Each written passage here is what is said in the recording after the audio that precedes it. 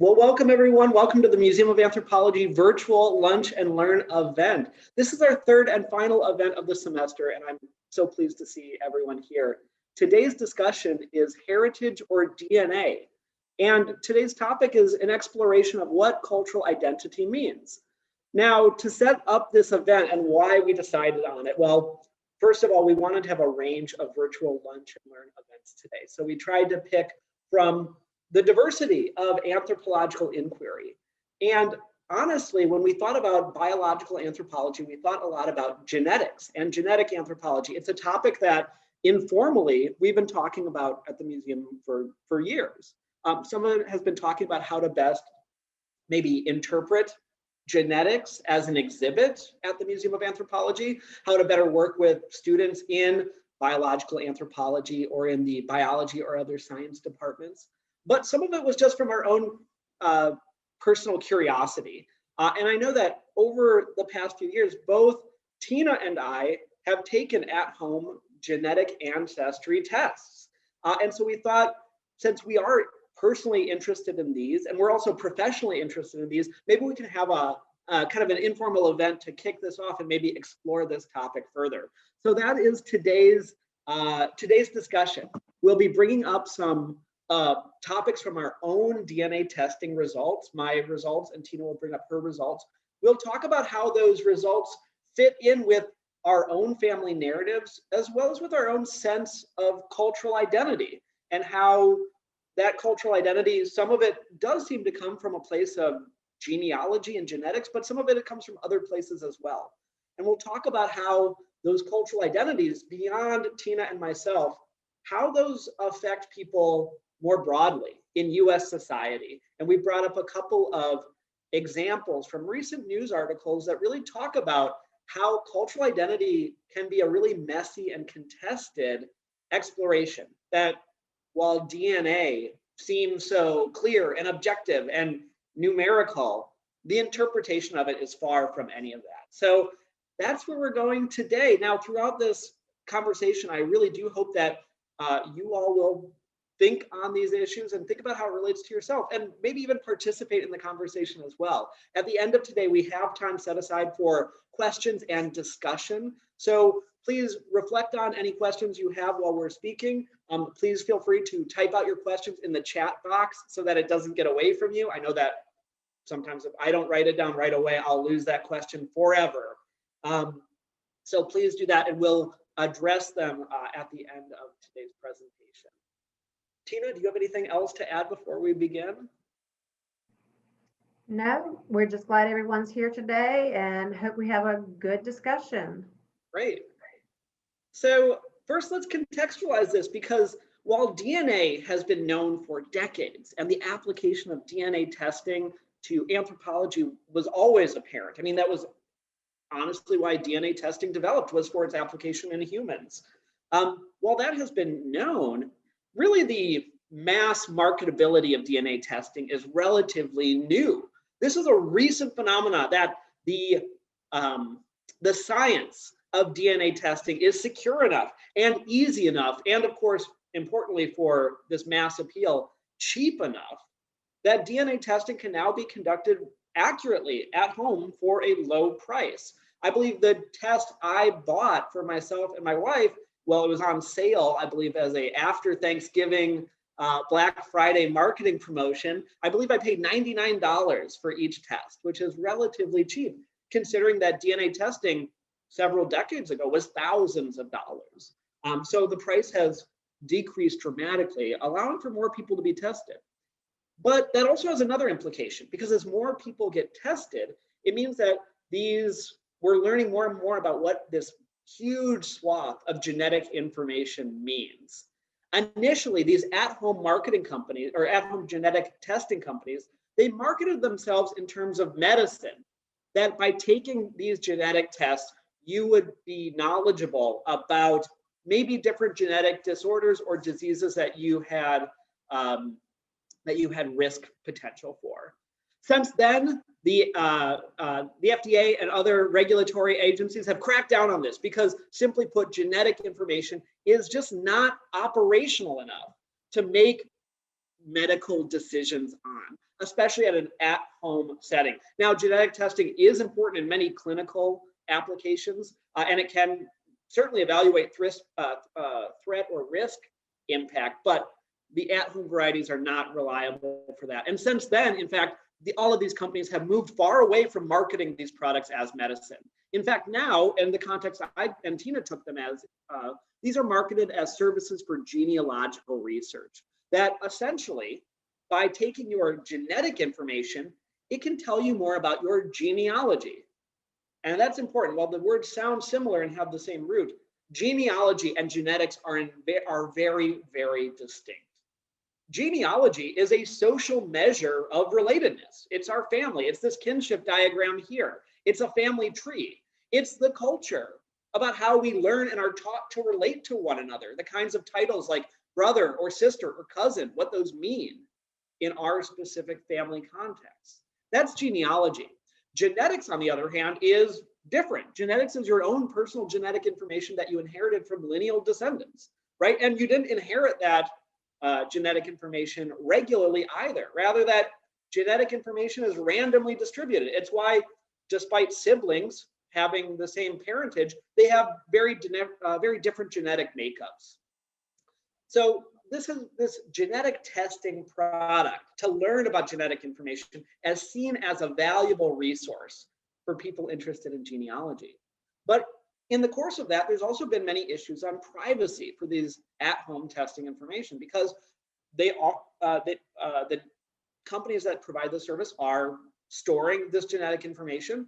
They oftentimes do sell it to third parties for research purposes, for marketing purposes, for maybe other purposes. And so there is definitely a concern.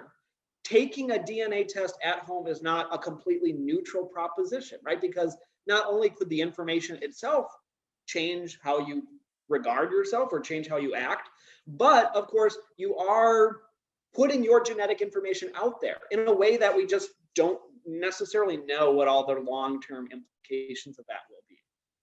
That isn't to scare anyone here, because obviously I did it and Tina did it, but certainly we want people to be aware that these are really real issues and valid issues too. So before we go on, I just want to make sure we're all on the same page with what DNA and genetic testing means, because as I said, it is quite distinct from genealogy. Genetic testing does not tell you who your cousin is, right? A genealogy map does. Genetic testing might tell you how much DNA you share in common with someone you call your cousin, but that doesn't actually demonstrate the relationship, right? So again, this difference between genetics and genealogy. DNA is simply just the chain of these chemical bases that provide hereditary information so that your cells can reproduce themselves. It really isn't anything more exotic or illustrious than that. Now, for the implication of this at-home testing, what's important is that these DNA bases occur in regular places, right? These genetic markers at certain parts of our genetic double helixes. There are identifiable segments, and everyone has a different expression or allele at those particular segments.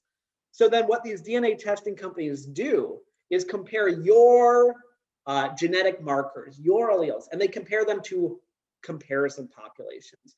These known DNA samples from people with known genealogies and known locations, and they compare your presumably unknown DNA to that known person to look for levels of match. These companies do it, of course, more than once. They have reference populations spanning every area of the world at this point, and oftentimes many, many individuals from those locations. So the strength of these comparisons is increasing through time. Whereas a decade ago, the range of error was very great, and results were kind of partitioned into very broad geographic segments. The level of resolution today is actually quite high. So now that we know a little bit about how it works, we want to know, well, why? Why does this even matter? If genealogy and genetics are distinct, but we sense there's a relationship between them, what does this matter?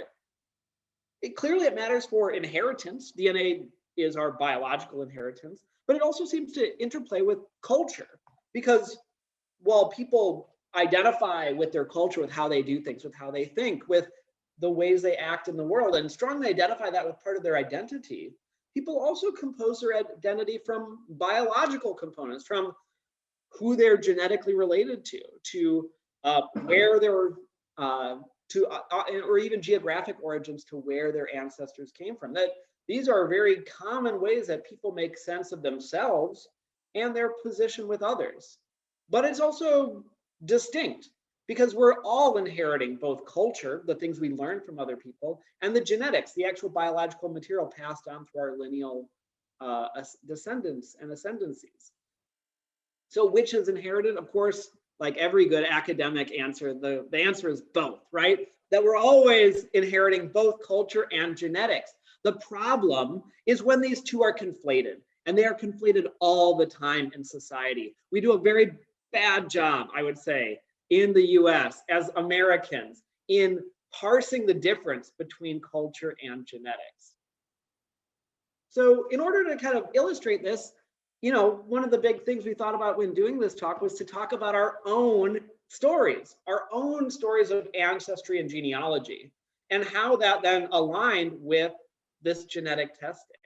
So here is a brief map of the service I used, Ancestrydna. This map shows all of their reference populations, right? All of these samples that they've already tested the DNA for, looked at genealogical information, and are comparing my DNA against. All of these circles then, they've divided into these ancestral regions. So that means that the people in their reference populations that are associated with these different circled regions, their DNA is closer to each other than to people outside the circle. That's all it means. It doesn't mean that they're completely distinct. It doesn't mean that there's no distinction at all. Rather, it just means that certain genetic markers, these groups, for whatever reason, have predictable and certain markers that my markers can be compared against.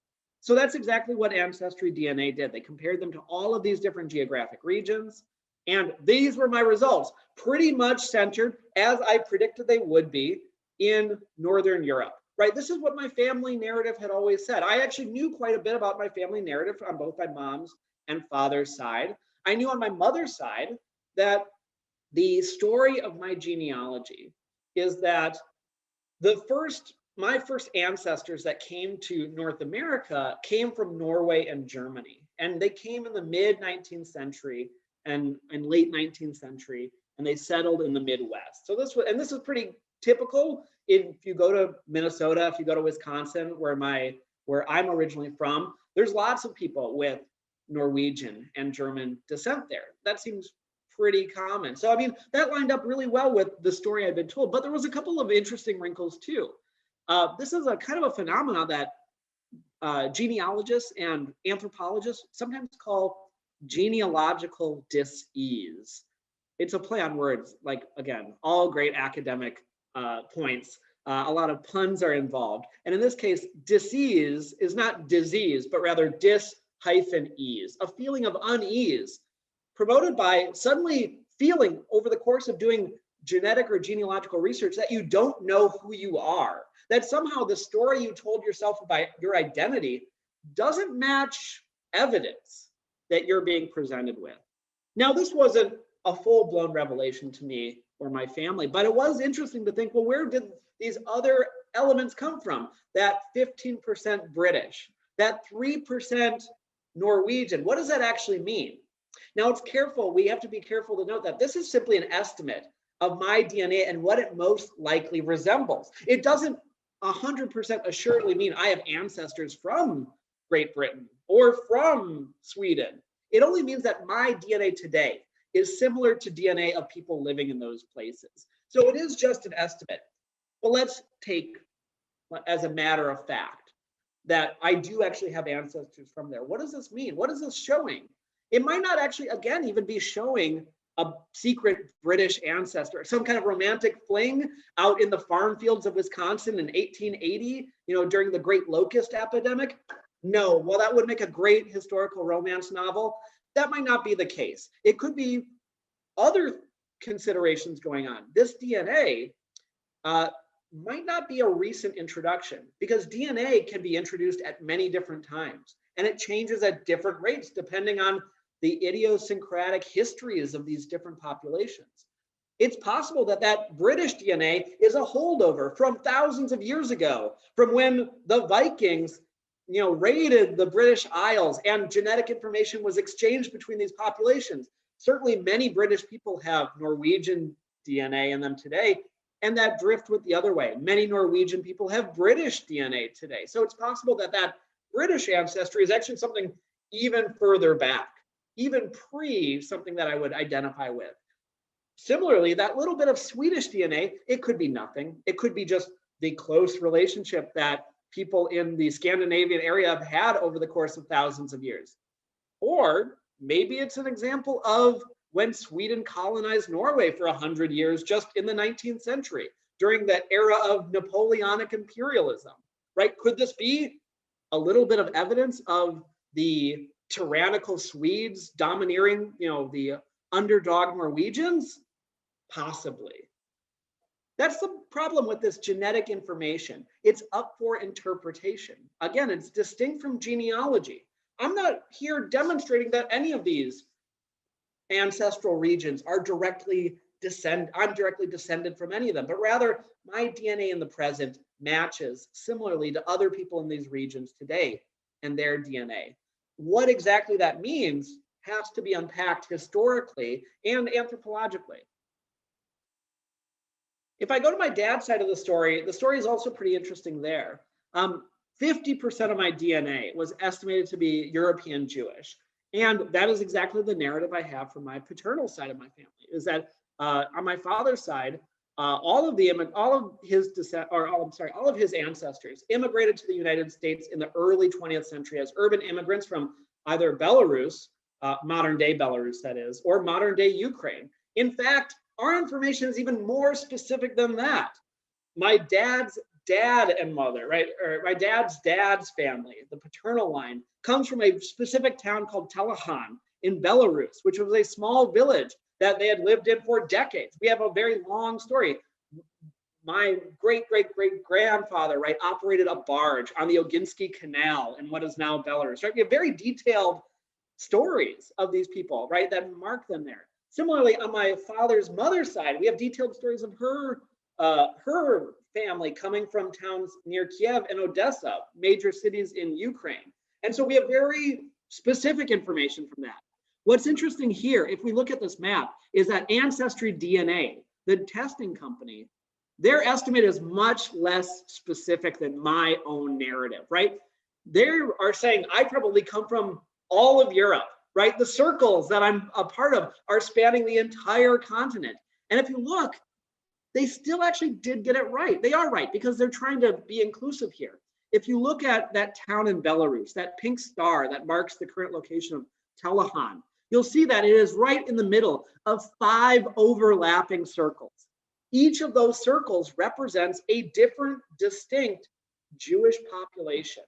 A different Jewish population. It just happened that Telehan overlaps with all of these different, distinct Jewish populations, making it very difficult to assign a geographic origin. It could be any of those because it just so happens that the burial mound of the Khan, which is what Telehan translates to, just so happens to intersect with this. Although despite intersecting in the middle there, it was quite a rural place, as I'm led to believe. All right, so some interesting ways of thinking about Judaism. I'll return again to this topic of Jewish ancestry when we talk a little bit about news stories. But before that, I want to make sure that Tina had time to talk about her own story. Tina, would you talk a little bit about your own experience with genetic testing and how you interpreted those results? Okay, so I have two sort of very distinct. My mother's family was very, very much about genealogy. And so we sort of knew where the family came from, and we knew sort of who our ancestors were from that genealogy research. And so when we did the ancestry DNA test with my mother's side, there were some surprises. When we did my father's, when we were looking at my father's, again, we knew sort of where his family was from and the parts of Europe they were from.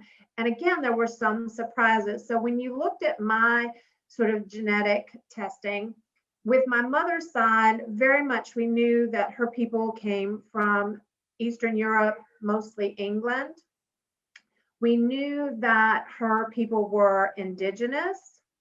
And the one that was really surprising, not so much for myself, but was for some of my mother's sisters, because my mother is one of 10 children, and her sisters did the testing first of all, and then some of us did it after them, is that one of my aunts was shocked to find out that we had a percentage of African American blood.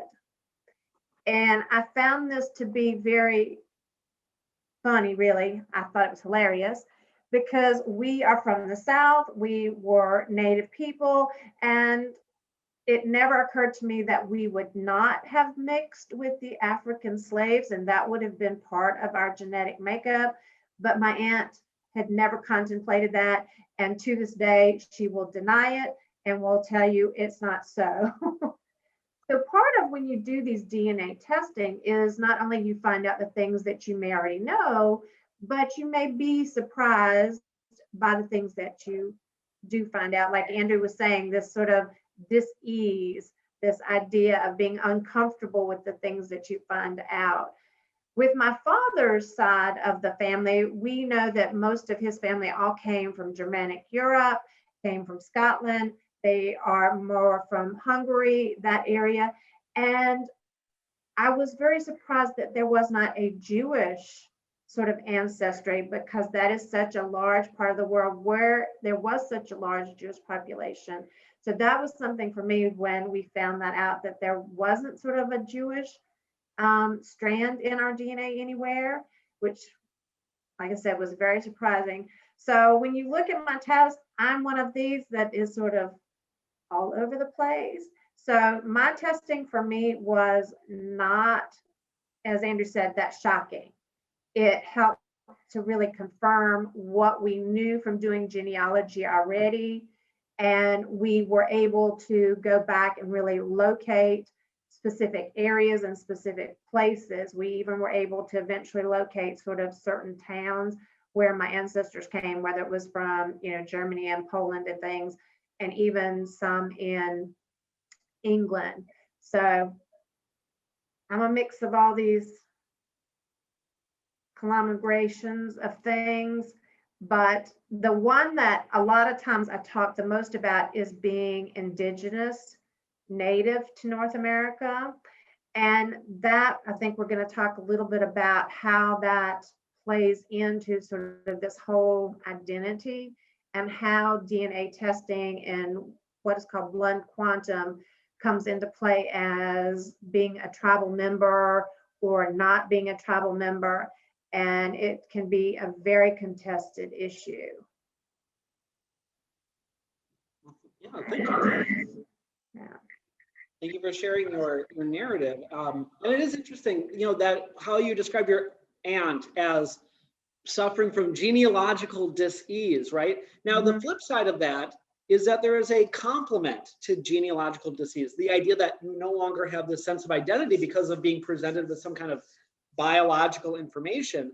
The flip side of that is often called biosociality, which is when, on the basis of biological information, you now feel a greater connection to a group or to people that you didn't really feel a connection to before, right? Only on the basis of information about your own biology, right? So this is there's plenty of examples of biosociality,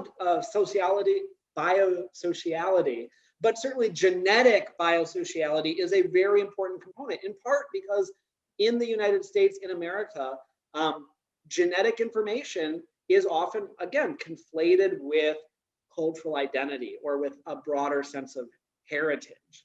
And so those are really important considerations to think that this information, again, is not neutral. It really does impact how people feel and relate to others. It was very funny. When I was growing up, I was very lucky that I knew my grandmother and my great-grandmother on my maternal side. And that's where the Indigenous is coming through, is strictly on my mother's. And as I was growing up, there were things that my great-grandmother did, or my grandmother and even my mother did and taught us, that I never associated with being part of Native American culture. They were just things that grandma or great grandma did. And as I got older and we did the testing and everything, it made me connect those things. Does that make sense? That yes, these were these cultural things that they were passing down, but you know, my grandmother, my great grandmother grew up in a time period where you didn't want to be Native, and so it was something that sort of was hidden. They continued to do those things, but they didn't call them, you know, cultural or identify them as being Native American, you know, cultural items. And so, yes, as I did the DNA testing, it did give me that, like you were saying, that I guess, societal sort of more connectedness to it, because I went, oh, that's, you know, why grandma did these things and she's passing them on and stuff. That's an interesting observation, Tina. You're right that there certainly are like cultural features that are passed on, ways of doing things, like you said, that your grandma participated in and even showed you how to do. But, you know, sometimes, whether intentional or not, those activities aren't framed as heritage, right? That's just the way things are. It's kind of only in retrospect, and only really at like this, what we're doing now, the museum level, when we're like really closely analyzing everything, do those kind of things start to become quote unquote heritage. Because before that, it's often just the way life is, right? So it's interesting that having that genetic information, though, did kind of push what had just been a normal part of growing up into you rethinking about it, like, wow, well, that was actually part of a cultural identity, right? It does kind of interesting that it helps connect the dots in that way. Yeah. Well, that's really interesting. And so that was what we're hoping, that by sharing my story, by Tina sharing her story, that we can start to provide examples about what genetic testing kind of does and doesn't mean. But of course, genetic testing and the idea of DNA, heritage, cultural identity, goes way beyond just Tina or myself, right? There are really significant and critically important reasons that cultural identity matters. One of the most important, I think, or at least one of the most interesting in terms of DNA and descent and genealogy in this country, is how that has intersected with the history of Indigenous American tribal organizations or tribal nations. So we often think, like Tina explained, that, you know, many people have Indigenous DNA, but having Indigenous DNA does not equate to being a member of an Indigenous nation, to being a tribal member, because being a tribal member is actually a political identity, right? It's a very distinct political organization. American Indian or Native American or Indigenous American tribes are sovereign nations in a sense, right? That entreat with the federal government on very kind of arcane legal levels. And that has a very distinct meaning from simply, you know, connecting to Native Americans through your culture, through your own family and your own family practices that might also be reinforced through DNA.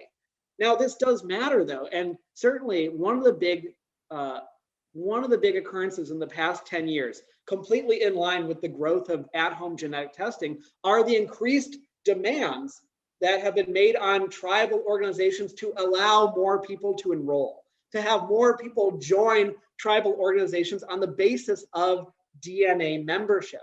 However, I think it has been universal that every tribal organization has denied the use of DNA testing as a way of gaining tribal membership.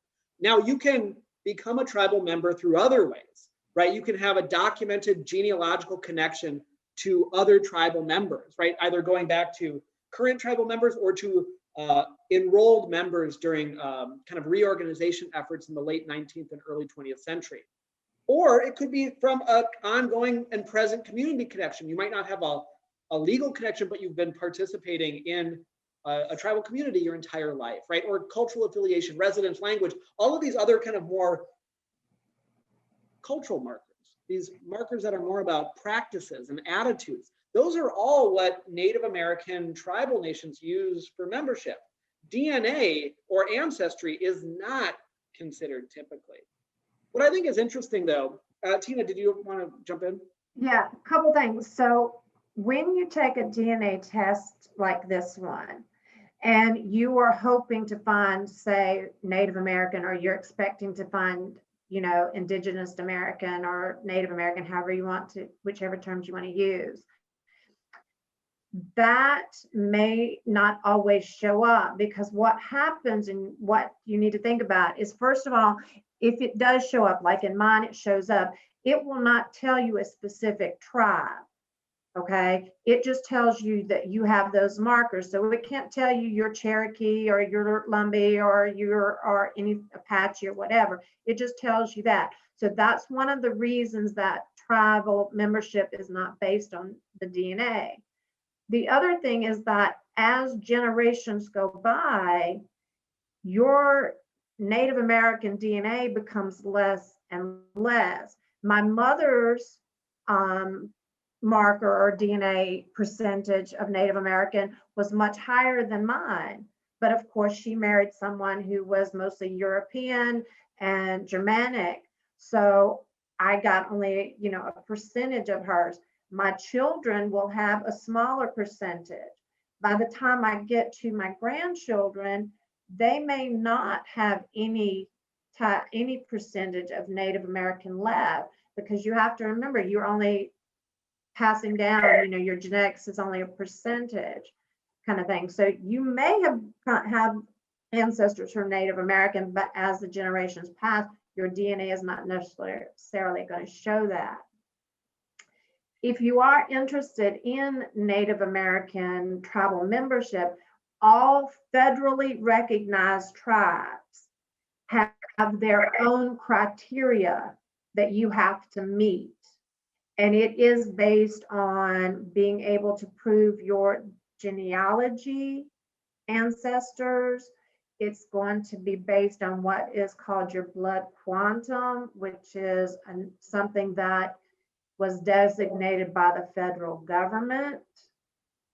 State recognized tribes, again, are using more of federal guidelines for membership and things like that. So, but all tribes determine their own membership. And unfortunately, a lot of your membership requirements of how you are either accepted or denied, a lot of it also comes down to federal funding or state funding. And that's why it has become such a controversial issue. Anyway, it's very complex and it's very controversial. It's a very clear case in which genetic information and genealogy have been wrapped up in politics, because tribal nations are political organizations. And so, as you can imagine, that there are opportunities for that to cause all kinds of contentious situations. And these are a lot of, oh, I'm sorry. A lot of these, you go ahead. a lot of the restrictions and the way that Native people think about themselves and about tribal membership are things that were forced upon them by the federal government in the 1700s, 1800s. And those are still having consequences for tribal members today. That's a good point. Yeah, that many of the ways that tribal nations determine membership have been oftentimes imposed by the federal government or by outside agencies or institutions. So it's a very complicated situation in the present because of its complicated past. I brought up this slide again to reinforce what Tina had mentioned.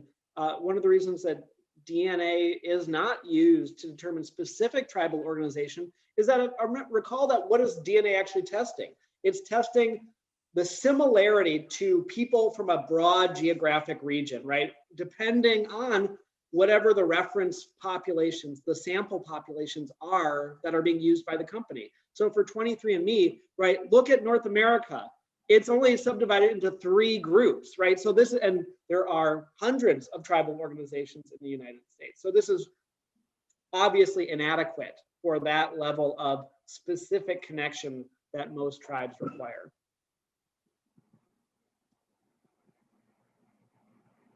So one dramatic way that this has come up most recently is with the Cherokee Nation and acknowledging Cherokee Nation members who are the descendants of former enslaved people. So these were were enslaved African Americans that were enslaved by actual Cherokee plantation owners. Before the Civil War, Cherokee, initially in the Southeast and then later in the West, practiced slavery.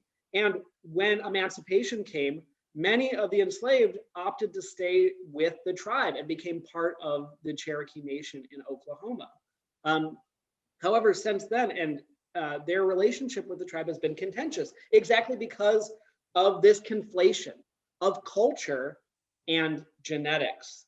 Because clearly, the African American descendants and the non-African American descendants have distinct genetics. Yet culturally, they're very, very closely linked. They've lived together, they're part of the same tribal organization, and many of the Cherokee freedmen consider themselves Cherokee, right? They identify culturally with that identity. And so in 2009, I believe, the acting chief of the Cherokee Nation at the time moved to strip the Cherokee freedmen of their enrolled status on the basis of genetics, ignoring the history, ignoring the culture, and only appealing to a genetics argument, not even a genealogical argument, because many Cherokee freedmen could trace genealogically to other Cherokee people. It was purely on the basis of genetic information. So the chief, though, his move was eventually overturned by the Cherokee Supreme Court earlier this year, as I stated here. So this was one of the most recent and dramatic news stories that really thrust into focus this difference between culture and genetics, but how sometimes the two are conflated when people are making these kind of contentious decisions. What makes this Cherokee freedman story even more difficult is that not only did the Cherokee here in the South have slaves, but also runaway slaves would become part of the Cherokee and other native tribes here.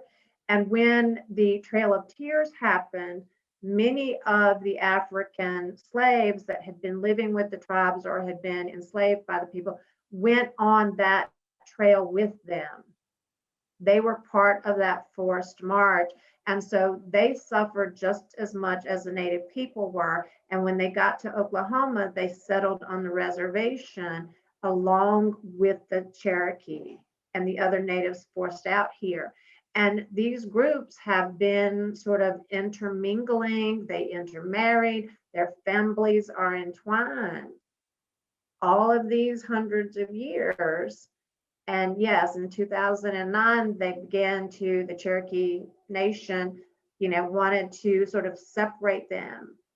And like Andrew said, it's been a, almost 10-year, a little over a 10-year fight that they have had, because the freemen say, we are Cherokee just as much as they are, and they are combined. And so it has come out that, yes, they have upheld that the Cherokee freemen are a part of the Cherokee Nation in Oklahoma, that they have just as much rights and privileges and are exactly. Sorry. So in this case, it's a clear case of culture and history and identity superseding genetics. Yeah. Now, what's interesting is that we can find examples of the exact opposite. In this case, right, another article I sent around, which is a recent case in which a man from Montana is suing a state government program aimed at small businesses because he says, based on genetic testing, he qualifies as African American, based on a very small percentage of DNA, 6% or 4% of his DNA from a DNA test, at-home test, came back, said that he was 4% related to sub-Saharan African populations. He took this as evidence of an African American identity and brought it and said that he should qualify for one of these small business programs. So the case is still being litigated, but the reason that it's being argued is that within the state guidelines, or even within many federal guidelines, there are no clear definitions about what constitutes an African American identity. It's often limited to simply descendant from sub-Saharan African peoples, which could be any genetic proportion, right? There isn't necessarily a hard and fixed legislated rule like there is in tribal membership organizations. And so this is a case that is still ongoing and is something that will probably only intensify as people start wielding genetic tests as evidence of some kind of identity. Now, in this case, the person making the claim is clearly a bad faith actor because he states in the article that he's only doing this to expose, right, the lack of definitions within these terms, that he doesn't actually identify as African American, but because of this DNA, he feels entitled to have this opportunity. And so it's an interesting case, still, as I said, ongoing, still being litigated because for obvious reasons that there's very little incentive for the federal government to legislate who is and who isn't belonging to certain cultural or biological identities. Now, another case of this, just very also recently in the past year, the Israeli High Court, kind of going against what we saw with the Cherokee example. In this case, the Israeli High Court has now ruled that DNA testing is sufficient to prove Jewish background for the law of return, this cornerstone of the state of Israel, which states that any Jewish person can come and live in Israel, can gain Israeli citizenship and settle there. So now this is opening the door to people who don't necessarily have historical connections to Jewish people, don't have cultural practices that are Jewish, don't even have demonstrated genealogical connections to Jewish people, can now, on the basis of DNA correlation to existing Jewish populations, they can claim right now in Israel a Jewish identity and through that Israeli citizenship. So that's a really interesting question. Now, this is maybe more speculated on and feared than actually has real applications because as the case pointed out, this genetic testing has come up very, very few times in the past 5 or 6 years or so. And that even in the cases without genetic testing, the vast majority, it wouldn't have mattered anyway, because 96, 97% of people claiming Jewish identity are allowed to demonstrate that. But it could make an impact in that remaining 4 to 3%. And so we don't want to ignore the experiences of those people for whom this could matter quite a bit. Our final news story, and I wanted to end with this one. Tina, I'm sorry, did you have anything you wanted to add about either of those?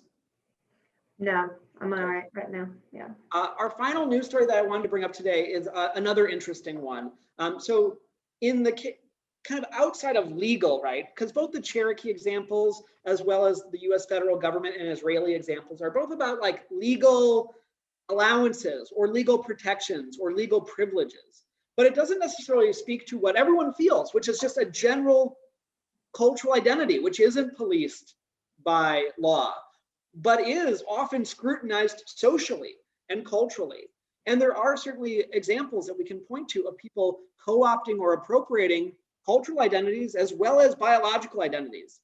I get the sense that in the US, co-opting a biological identity is seen as much more taboo.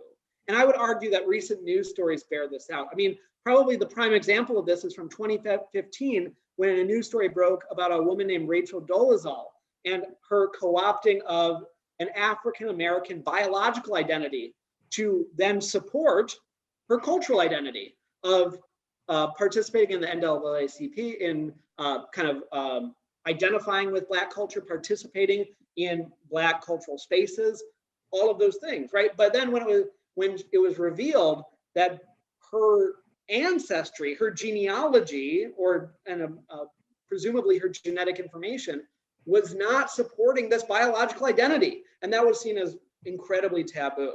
Even more recently, just last fall, another woman in the US was revealed to be posing as an African American, assuming this biological identity, again with cultural identity kind of tagged along with it.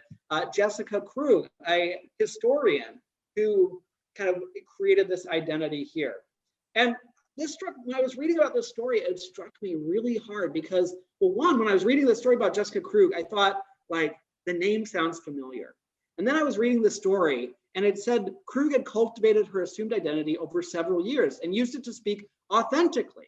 That is to say, she assumed this biological identity so that her cultural identity kind of matched it. Again, this conflation in the US that's very strong of genetics and culture, that the two are somehow the same or intertwined when they don't necessarily have to be.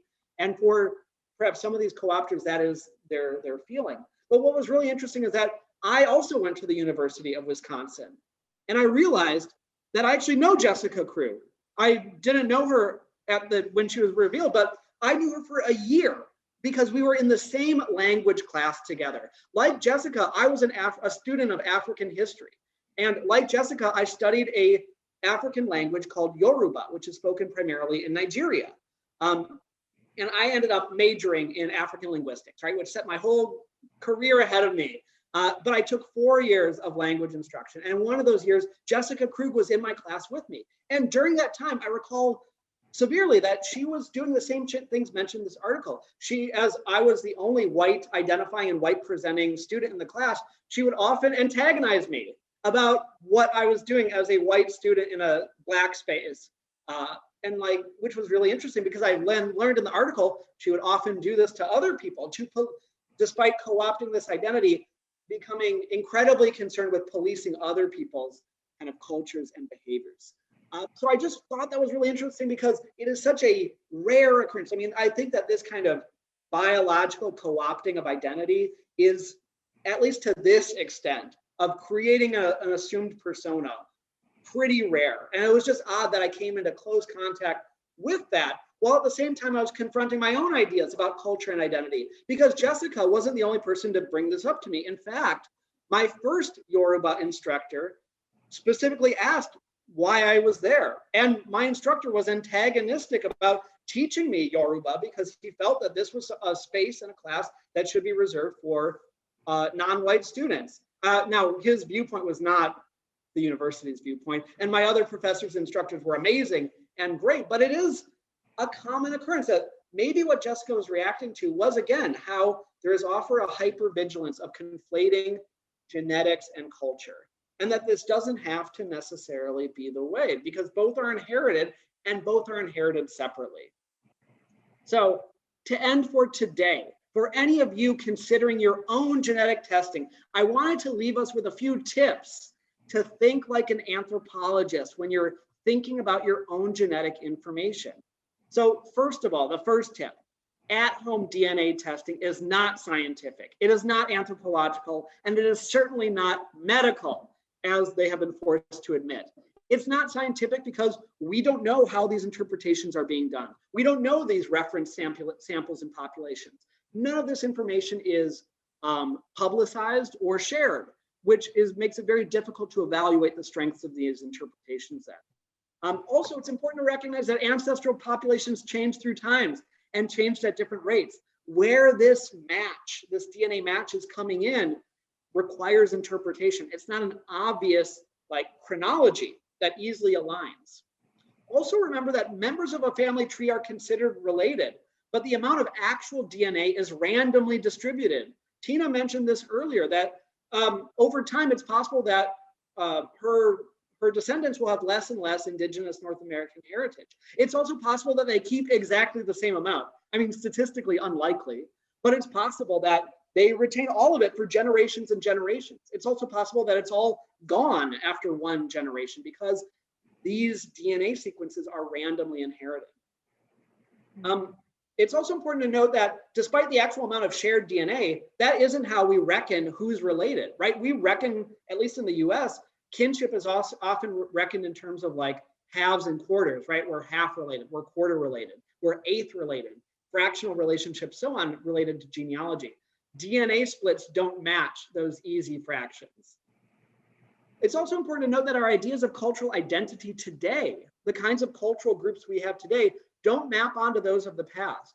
African American as an identity today is incredibly relevant and socially important, but it probably meant nothing 500, 600 years ago, before race was really introduced as an important framing concept in society. So it's not easy necessarily to align modern day identities with ancient past historical identities. It's also important to keep in mind that this is just one line of evidence. Even the Israeli High Court only uses DNA as one line of evidence in proving Judaism. And so DNA is just one part of your own personal story and the other lines of evidence you might have for it. And finally, always be aware that genetic testing can cause genealogical dis-ease as well as biosociality, that learning this information could impact how you feel about yourself and how you feel about others. Thank you all for joining us today. We have about 10 minutes or so for questions and discussion. I have seen the chat icon just blinking nonstop, and I know that there's a lot. The only question I saw briefly that I can immediately answer is yes, identical twins do share the exact same DNA. Although DNA can change throughout your life. So your DNA does deform through time, so it can change. One of the strands that was going through is this idea of assimilation and how it related to Native people. It is true, as more Europeans began to settle the United States, lots and lots of Native groups did begin to assimilate. And it was strictly for survival, because you have to remember, Native people did not become citizens of this United States until the 1920s. Before that time, Native people were not considered citizens. If you don't have citizenship, you aren't entitled to, schooling. You had no recourse in courts of law for job discrimination, any of those things. You were not considered to be a person, actually. And a lot of times we think of segregation right after the Civil War as affecting just African American slaves. That's not true.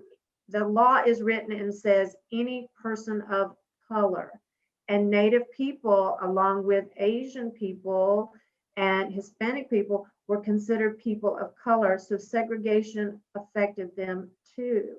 So Native people, just like a lot of African American people, if you were of lighter skin and all, you assimilated, you passed as a white European person so that you had access to all of those federal laws, all those federal protections. And yes, it has caused a lot of problems for Native people now. One of the cases was they were talking about the Lumbee. But yes, it has caused a lot of problems for Native people, because I heard a talk one time, and it's almost what they called it, a paper genocide for Native people. You don't have these paper records, you can't prove these things, so that means you're not a Native person, you don't exist, type thing. But yeah, it was a huge problem, and it continues to be a huge problem. I'm just looking at the chat now, and I see that there's some discussion about, like the implications of this again. And I saw that the Hemmings family and the descendancy from Thomas Jefferson was brought up, and that's like, I think, one of maybe the most interesting cases in which DNA has been welded historically, of a major historical figure, which was that in the late 1990s, right? Genetic testing, including Y chromosomal testing specifically to trace patrilineal descent, right, was done on descendants of Sally Hemings' family. Sally Hemings was an enslaved woman at Thomas Jefferson's plantation of Monticello in the late 18th and early 19th centuries. And even at the time period of that exact same time period, it was widely speculated and rumored that Jefferson was having a sexual relationship with her, and in fact, fathering children with Sally Hemings. There are political cartoons from the time period that depict Thomas Jefferson and Sally Hemings together. And even though it was kind of an open secret at the time period, in the intervening centuries, Thomas Jefferson's descendants strongly denied any kind of association with the Hemings family, explicitly to protect, right, their own inheritance and their own kind of family's legacy, especially in this antebellum period. And so because of that, it wasn't until the late 90s with genetic testing that the Hemings family was actually acknowledged, right, through this kind of objective interpretation. The interesting thing is that while that science is always wielded as like, this is what proved that the Hemings descendants are related to Thomas Jefferson, it was already known. It was known at the time period, right? It was just that DNA was one more line of evidence. But even in this case, it wasn't the only piece of evidence that was there. And so I think that's a really interesting case about how that works. And Albie is exactly right that this had major implications because the Hemmings family couldn't benefit from Thomas Jefferson's estate, which they should have been legally entitled to, right? Or at least ethically entitled to. It also has ramifications today because even after the ancestry of the Hemmings family was acknowledged by Monticello, the Jefferson Family Association still denied it. And for example, I still believe that the Hemmings families are barred from being buried in the Jefferson family plot at Monticello. So there are still symbolic and economic legal ramifications that come out of all of this, as Elvie is exactly right. There was a really good question in the chat that says from Gloriana, I believe, and she's asking, as being from Costa Rica, if she had the genetic test done, would it be as accurate as somebody from the US?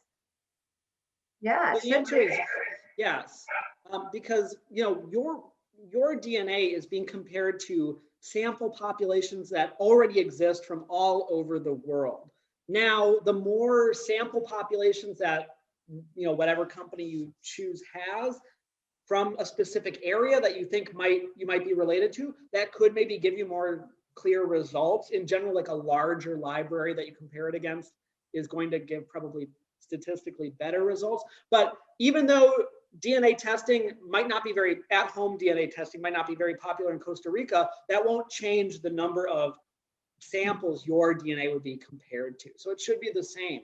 It's also important to point out that, for example, even though DNA testing can be used to become an Israeli citizen, at-home DNA testing is illegal in Israel. So I mean, it's certainly, it certainly could apply to Costa Rica. I don't think it would change your results. We did have one question earlier on, just a specific question that I don't want to make sure that we didn't miss. So this is from Tom Jennings, and said that, it's rather lengthy, but I'll read it. From 1713 to 1723, my British officer ancestor lived with an Indian tribe after a peace treaty. An Indian and African American woman recently claimed that he married an Indian and sent their children to New England to be raised when he had returned to England. Would a DNA test show that we share DNA? If we do, would I at that time feel closer to her, even though culturally we're quite different? If we do, I would feel closer to her. How would I go about discussing our cultural heritage with her?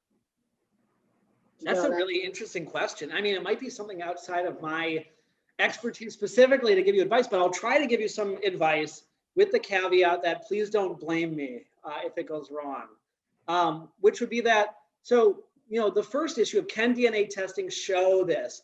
In a very roundabout way, general testing would only, if both people were tested, all it would show you was how much each of you are similar to these reference populations. It would be up to you to interpret what that means specifically, because that DNA testing doesn't demonstrate specific individuals on that level.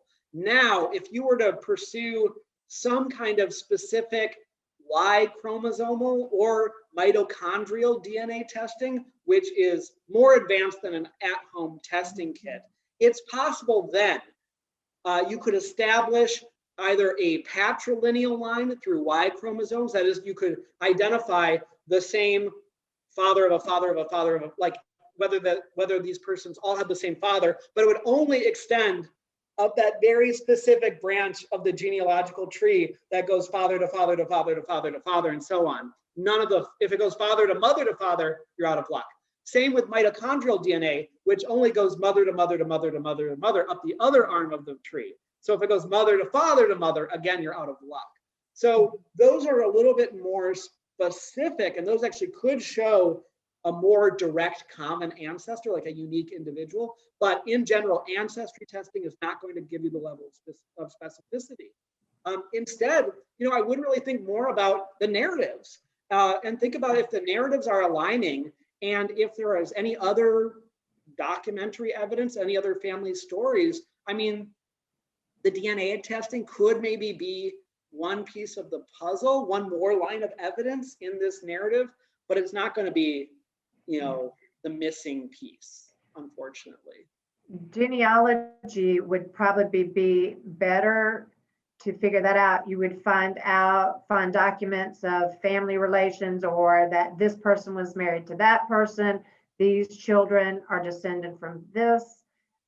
So you would be doing more probably of genealogy, and then DNA would tell you if you share similar DNA stories. But genealogy would be the way that you would have to find those connections of marriages and births and divorce and things like that. And it's going to be so hard, and exactly as Alvy just pointed out, those records, we talk a lot in a lot of the classes I lead at Wake Forest University, we talk a lot about historical silencing, which is simply the absence of records, because not everyone's stories were equally preserved. Whose stories tend to be written in records?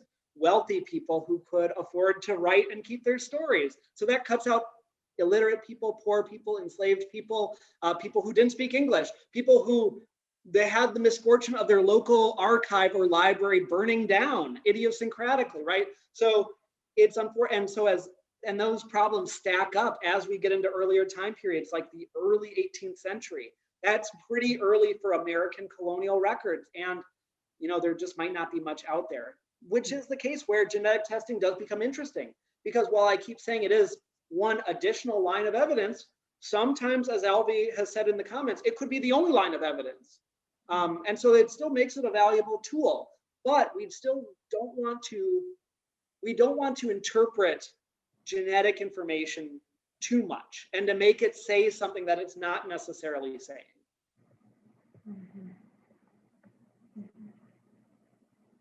Well, thank you everyone for joining us today. I hope this conversation was productive. We learned a little bit about DNA, about heritage. Hopefully it awakened some more ideas about this, because this isn't going to go away. Genetic testing at home will only get cheaper and more advanced, and the way that this intersects with our lives will probably only get messier. So thank you everyone for joining us. Thank you, everyone.